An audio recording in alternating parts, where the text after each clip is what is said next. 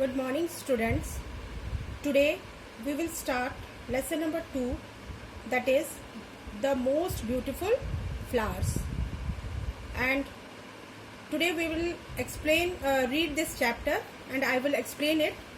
So let's start. Long time ago, there was a great emperor in Italy whose name was Paolo Cabrini. Many years ago, there was a king in Italy whose name was Paolo Cabrino. बहुत समय पहले Italy में एक राजा हुआ करते थे, उनका नाम पेलो कैब्रिनी था.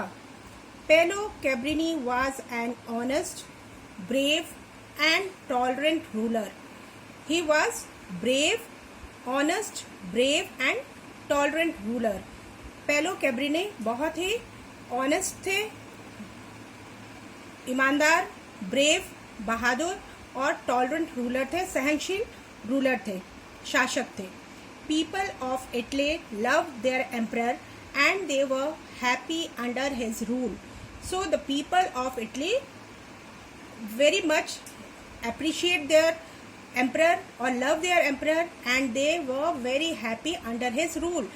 लोग जो इटली के लोग थे वो अपने राजा को बहुत ही प्रेम करते थे और वो उनके शासन में बहुत ही खुश थे.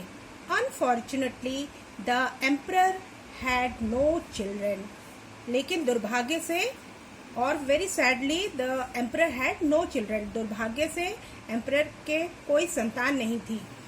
He was very much worried about the future of his kingdom after his demise. So the ruler or the king or the emperor had no children. That's why he was very much worried about his kingdom, because he thought that what will happen to his kingdom after his death.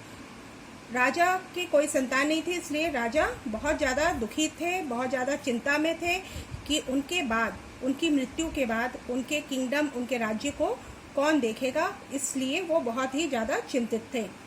The emperor wanted Italy to be ruled by an honest person after him and therefore he decided to choose a successor from the public whom he could train to rule efficiently.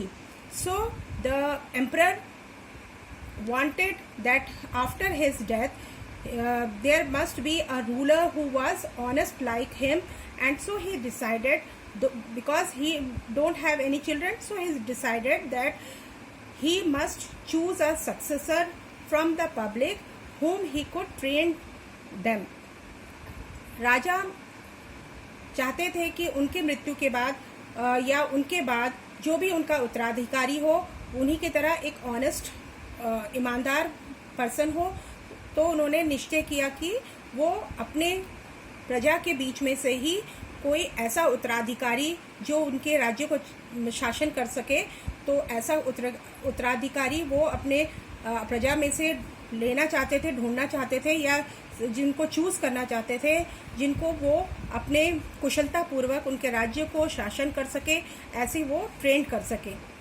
One day the emperor called the children of his empire to his palace. So one day emperor called all the children from the public और from his empire to his palace. एक दिन राजा ने अपनी प्रजा या अपने राज्य से सब बच्चों को अपने पैलेस में, अपने महल में बुलाया. He called them one by one and gave each of them a packet of seeds to be sown in the gardens of their respective houses. So he gave the children one by one, he called each one and gave them a packet of seeds to be sown in the garden of in their houses. So उन्होंने एक एक करके उन बच्चों को बुलाया और सबको एक पैकेट बीज के दिया ताकि वो अपने घर में, गार्डन में उसे बो सके. The emperor told the children that he would see the flowers grown out of the seeds given to them. और राजा ने कहा कि उन बच्चों से कहा कि वो चाहते हैं कि वो उन बीज को बोए और उसमें से जब फूल निकले तो वो उन्हें देखना चाहते हैं. The child with the best flower will be the emperor of Italy. और जिस बच्चे के गार्डन में या जिस बच्चे के पास सबसे ज़्यादा सुंदर और अच्छा फूल होगा वही इटली का एम्परर, इटली का राजा बनेगा. The children sowed the seeds in their respective garden. So the children sowed the children in their garden. और उन्होंने बच्चों ने उन बीजों को अपने गार्डन में बो दिया. Among the children there was a boy called Albert who was very honest.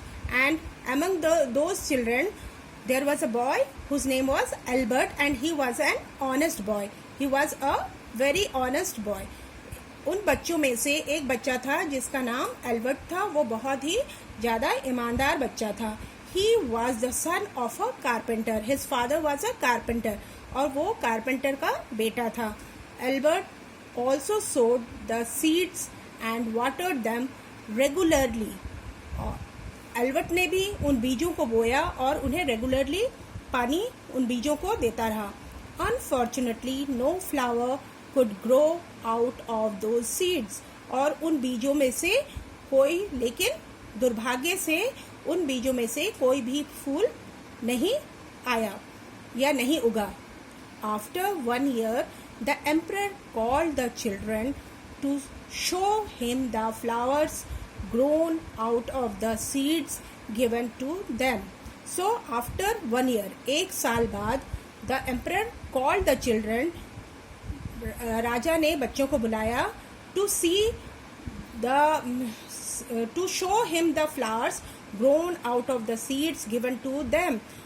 बच्चों को जो उन्होंने बीज दिया था उसमें से जो फूल आया है या फूल निकला है उस फूल को देखने के लिए उस एम्परर ने एक साल बाद बच्चों को बुलाया. Albert was unhappy since he could not grow any flowers from the seeds. So Albert was unhappy because no flower grow from those seeds. जो एम्परर ने उन्हें जो बीज दिया था उसमें से कोई भी फूल नहीं निकला था, इसलिए एल्बर्ट बहुत उदास था. However, his father encouraged him to go with the soil-filled pot. But his father encouraged him to go to the king with a pot filled with soil. उनके पिताजी ने, एल्बर्ट के पिताजी ने उसे एनकरेज किया, उत्साहित किया कि वो एक पॉट में, मिट्टी भरे हुए पॉट को ही लेकर वो राजा के पास जाए. So today we have read up to this. And in our next video we will read and I will explain you the remaining story. So what you have to do, you have to learn from starting to up to this portion of the story and understand it. Okay, thank you.